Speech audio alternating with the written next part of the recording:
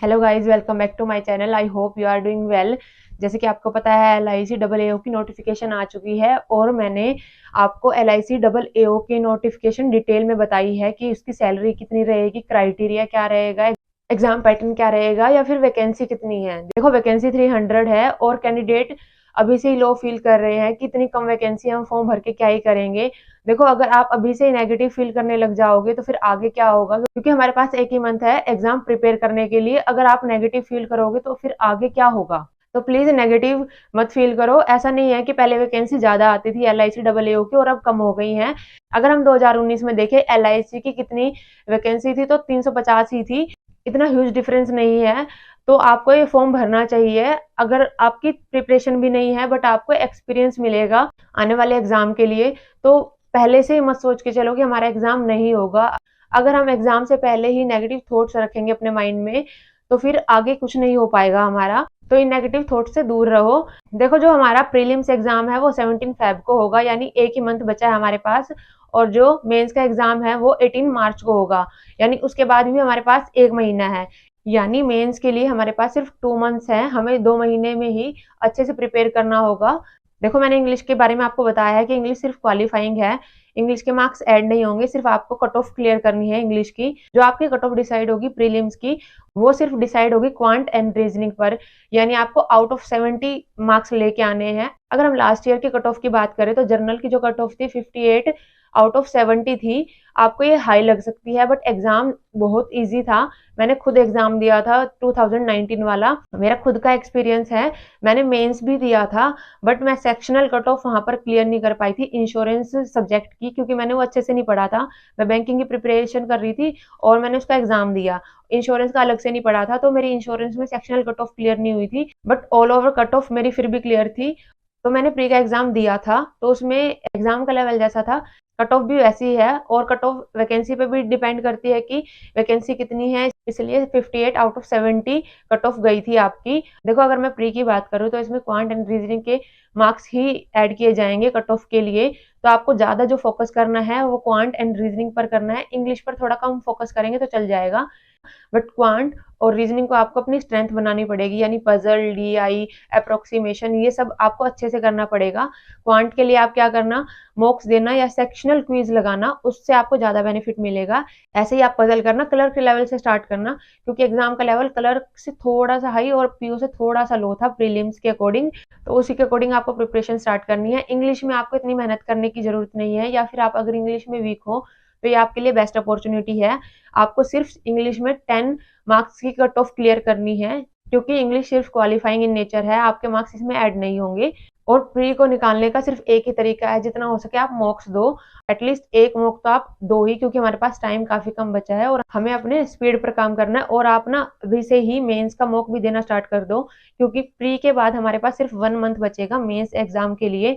तो अभी से अगर आप मेंस की भी प्रिपरेशन में लग जाओगे तो ज्यादा बेनिफिट रहेगा। अगर आप बिगनर हो तो आपको थोड़ा सा मुश्किल हो सकता है ये एग्जाम प्रिपेयर करने में, बट जो एक्सपीरियंस्ड हैं, जो पहले से एग्जाम देते आ रहे हैं, लाइक SBI क्लर्क अभी उन्होंने दिया है, IBPS दे चुके हैं और SBI PO मेंस की तैयारी कर रहे हैं, उनके लिए थोड़ा सा इजी रहेगा, क्योंकि 2 मंथ में वो रिवाइज कर लेंगे। बट बिगनर के लिए थोड़ा सा मुश्किल है, बट फिर भी हम मेहनत करके ये एग्जाम क्लियर कर सकते हैं।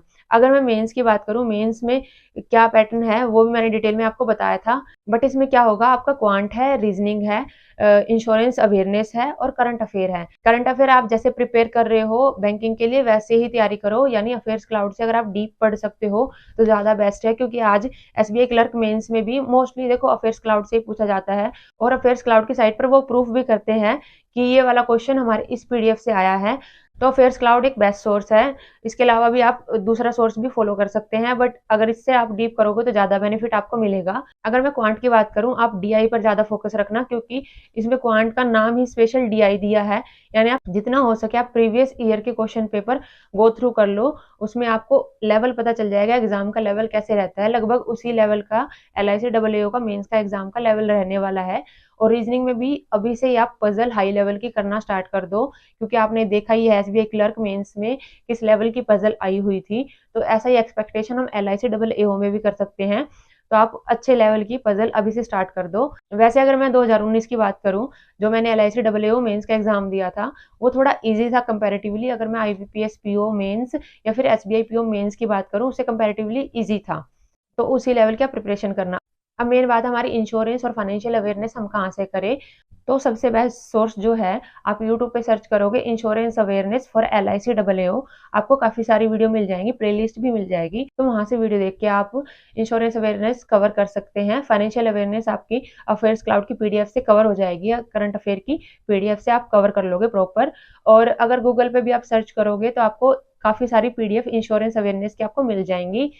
देखो, जब मैंने 2019 में इसका एग्जाम दिया था, तो इंश्योरेंस अवेयरनेस में मैं सिर्फ इसलिए फेल हुई थी कि उन्होंने सिर्फ नॉर्मल क्वेश्चन नहीं पूछे थे, उन्होंने केस स्टडी टाइप क्वेश्चन पूछे थे।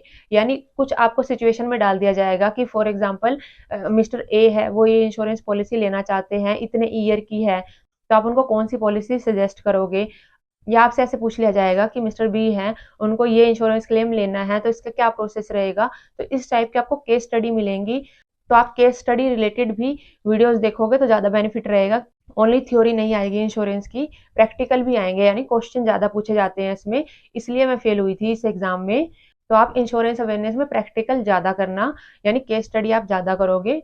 और थ्योरी तो हमने करनी है। देखो, टर्मिनोलॉजी भी पूछी जाती है, लाइक एजेंट कौन होता है, ग्रेस पीरियड क्या रहेगा, या फिर कस्टमर का इंश्योरेंस कंपनी से क्या रिलेशन है, इस टाइप का कुछ, ये थोड़ा बहुत हम पढ़ेंगे। और केस स्टडी हम साथ के साथ ही करेंगे। और देखो, आप क्या करना कि करंट अफेयर जो इंश्योरेंस से रिलेटेड होगी उस पर थोड़ा फोकस अलग से रखना, क्योंकि उसके भी चांसेस रहेंगे साथ में आने के। तो इंश्योरेंस का हम करंट अफेयर भी करेंगे और थ्योरी भी करेंगे, और साथ में प्रैक्टिकल भी करनी होगी, तभी आप ये एग्जाम क्लियर कर सकते हो। क्योंकि एग्जाम का जो कट ऑफ का क्राइटेरिया है वो 50% है, आपको एटलीस्ट 50% तो कट ऑफ क्लियर करनी है, तभी आपकी ऑल ओवर कट ऑफ भी कंसीडर की जाएगी। और लास्ट में एक जो सब्जेक्ट है डिस्क्रिप्टिव, उसमें एक लेटर आएगा और एक ऐसे आएगा। लेटर 10 मार्क्स का है एंड ऐसे 15 मार्क्स का है, लगभग ऐसा ही रहेगा। इनकी भी तैयारी आप साथ के साथ करते रहना डिस्क्रिप्टिव की। और अगर मैं बात करूं LIC AAO का प्रोफाइल क्या है, तो वो एक हेड होता है किसी डिपार्टमेंट का, उसमें पब्लिक डीलिंग नहीं होती है बैंक की तरह। बैंक पीओ को पब्लिक डीलिंग करनी पड़ती है, बट LIC AAO को पब्लिक डीलिंग नहीं करनी है, उसे एजेंट के साथ ही काम करना है। तो ये प्रोफाइल थोड़ी सी बैंक पीओ से अच्छी है। और साथ में जो आपके ऑफिस डेज हैं वो 5 डेज हैं। बैंकिंग में 5 डेज अभी अप्लाई नहीं हुए हैं, बट इसका प्रपोजल चल रहा है 5 डेज का। इस टॉपिक पर मैं डिटेल में एक वीडियो बनाऊंगी, उसमें आपको अच्छे से समझा दूंगी। बट अभी अगर हम यहाँ देखें, सबसे ज़्यादा बेनिफिट यही है कि प्रोफाइल अच्छी है, कोई कस्टमर डीलिंग नहीं है, और 5 डेज आपकी बैंकिंग रहेगी, या फिर 5 डेज आपका ऑफिस रहेगा। तो ये भी अच्छा। और सबसे ज़्यादा बेनिफिट आपको पता ही है, 93,000 लगभग आपको पर मंथ मिलने वाले हैं इसकी सैलरी। आपको नेगेटिव फील नहीं करना, आपको फॉर्म भरना चाहिए, एक्सपीरियंस लेना चाहिए। पहले से ही डर के कि ये मुझसे नहीं होगा या इतनी कम वैकेंसी है, मैं फॉर्म नहीं भरूंगा, ऐसा नहीं करना है आपको। फॉर्म जरूर भरिए, एक्सपीरियंस जरूर लीजिए। तो ऑल ओवर स्ट्रेटेजी यही है आज की वीडियो में, आप अच्छे से स्ट्रेटेजी को फॉलो करना, और आगे ही मैं ऐसी वीडियो लाती रहूंगी।